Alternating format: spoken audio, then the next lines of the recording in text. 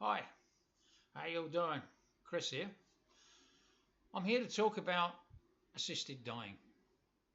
It's a subject that's getting a lot of interest right now because the UK government is discussing it to decide whether to allow it to happen. There are two sides of the argument, of course. There are those who are opposed to it. They're usually people who have particular religious views that God will decide when it's time to go. And the medical people who say my job is to keep people alive, not to kill them. And there's also people that talk about the amount of money. They're doing it to save money. And there's others that say, well, it's a slippery slope. The next thing you know, people who don't have much wrong with them will just be saying, I want to go. And there's the other side of the argument. It's my body.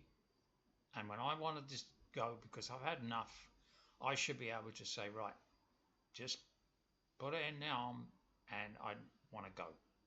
So who's right? Well, I want to tell you a couple of stories about two people that I knew and met at a assisted living facility that I worked at during my time in New Zealand. The first one is the young fellow that I was there to look after principally. He had a spine that was bent at 90 degrees and he spent his whole life in a wheelchair, shower chair, or his bed. And I learned a lot about how to deal with the ups and downs, especially the downs in life. And there wasn't much up in his life. But I'll tell you, when the All Blacks were on, the All Blacks were winning, that kid got really excited. Anyway, there's no way that kid would ask to end it. No way. Also in that facility, there was a woman that I wasn't there to look after because obviously women were there to look after women. But I sat with her one night when my shift of the things I had to do ended early, but my shift wasn't over, so I sat and talked to her about it. She told me the story of her life, how she gotten pregnant in her early 20s to the wrong bloke, and she decided she didn't want to go through with it. So rather than commit suicide while she was pregnant, she actually stayed alive till she had given birth to the child, and then she got a whole bunch of pills and tried to end her life. Well, she nearly made it. She put herself in a coma and she was there for 6 months, but it didn't kill her. So she came out of the coma 6 months after she went into it. All her muscles had atrophied. So she was now permanently bedridden. And she'd been like that for 20 years. So as assisted dying has been a subject of interest to me.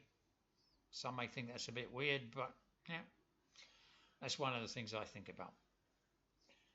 Anyway, so I just asked her, if you could commit suicide again, would you? She said in a shock, this life has no value, has no meaning to me, to anyone. I just lie here. I'm just a vegetable. So, with those two stories in mind, and another one, I just remembered, a friend of mine, his mum died last night. She was on morphine. She'd been a hospice on morphine, and they were just basically pumping her full of morphine to keep the pain at bay, and she just slipped away. And she had Alzheimer's as well. So these are three stories that I think should impact our thinking in what is the right thing to do.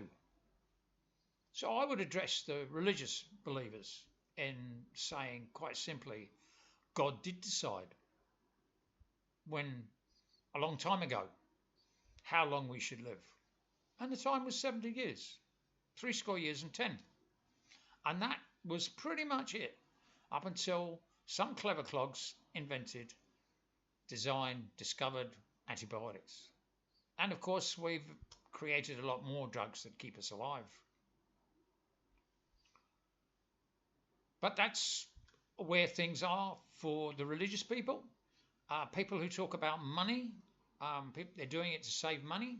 Well, yes, but money is going to be spent on other things. And then there's the slippery slope. Are they going to be saying, right, I don't feel very well today, I've got a bit of a headache or a bit of a hangover, I think I'll just end it. Are we likely to get there? I don't think so.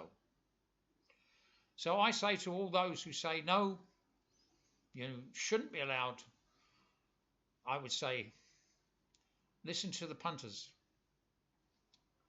From what I've read, 75% of the UK population are supporting assisted dying. 14% say no, it shouldn't happen. And yet they're going to struggle to get to the 51% they need to pass it in Parliament. And who knows, they may even fail. So what will happen to those who want out? Well, if they're able, they'll jump in the river, crash their car into an embankment of a bridge, or do something else, get pills, whatever. If people have had enough, they'll try and get out. But the people I feel really sorry for are the ones who are stuck in a body and they can't get out.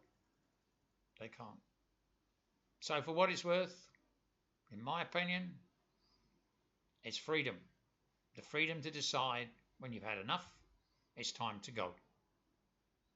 Well, that'll do for today. Tomorrow, not tomorrow, but in the next couple of days, next few days, I will be talking about the economy in English, not the way the economists talk about it. They have a language all of their own, which is barely understandable. So, if you're interested in the economy, how it works that way, tune in.